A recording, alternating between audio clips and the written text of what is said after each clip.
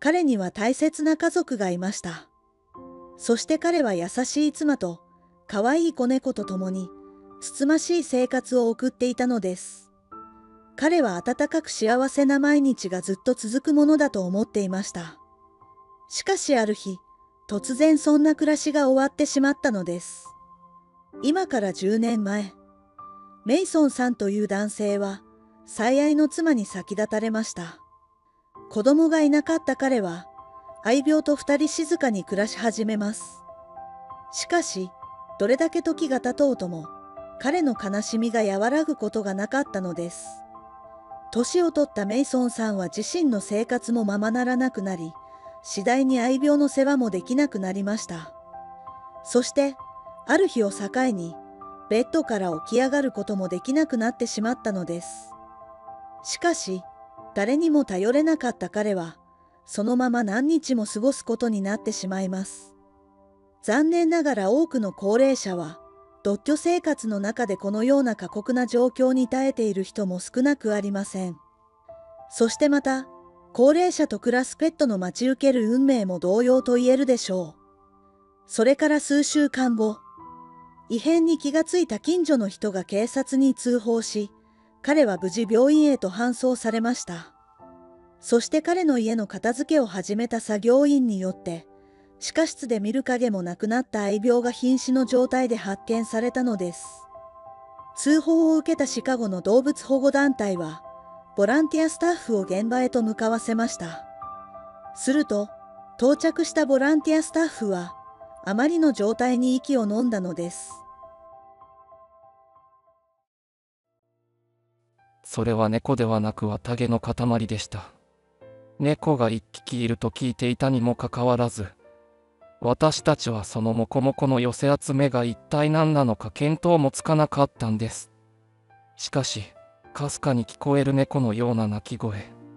瀕死の状態でも人の気配を感じ、猫はか細い声で鳴き続けていました。ボランティアスタッフは目に涙を浮かべながら保護したといいます。そしてさらに当時の状況を語ってくれました。それはあまりにもひどい状態で、体はとても汚れていて長い毛が絡まり身動きができないようでした。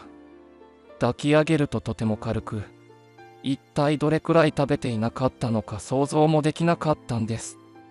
毛に埋もれたその猫の顔はとても可愛らしく、また力強い瞳は必死で生きたいと叫んでいるようでした。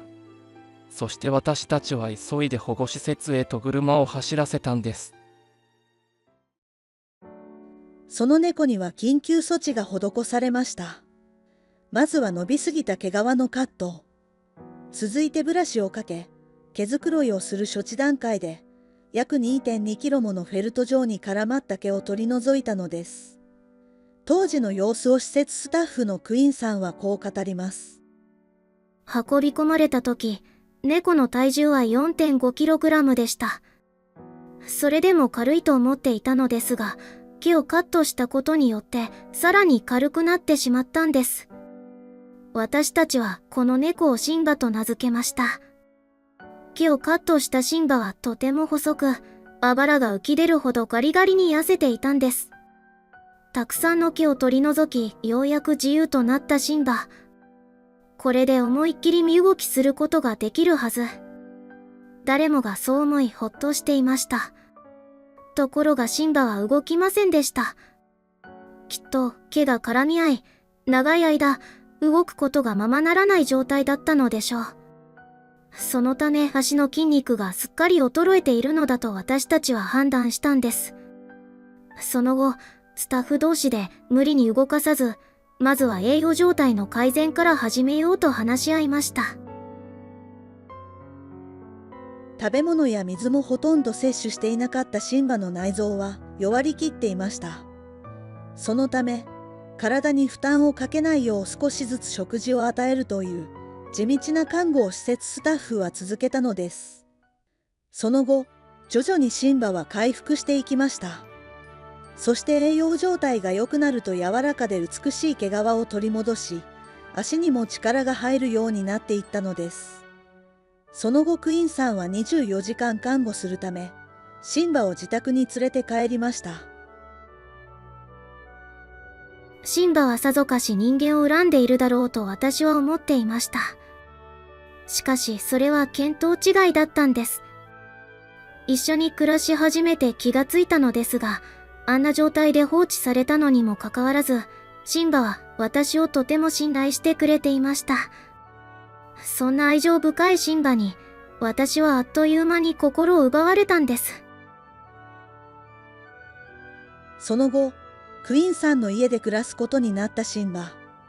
彼は過酷な運命に打ち勝ち、愛情にあふれた温かな家庭を手に入れることができました。きっとシンバのこれからは、今までの困難を取り戻すくらい、人の優しさに触れながら穏やかな生活を送り続けることでしょう。それから数日後、クイーンさんはメイソンさんが入院している病院へと足を運びました。そしてゆっくり彼の病室に入ると、そこには起き上がることもままならないメイソンさんがベッドの上で横になっていたのです。私はメイソンさんに、これまでのいきさつ、そしてシンバのことを話しました。それを聞き、彼は笑顔を見せながら、シンバの新しい人生が始まったことを喜んでいたんです。それから数分ほど会話した後、私は最後に今のシンバの写真をメイソンさんに渡し、彼のことは心配せずゆっくりと体を治してくださいと伝えました。すると彼は涙を流しながら私にこう言ってきたんです。ボリスのことよろしくお願いいたします。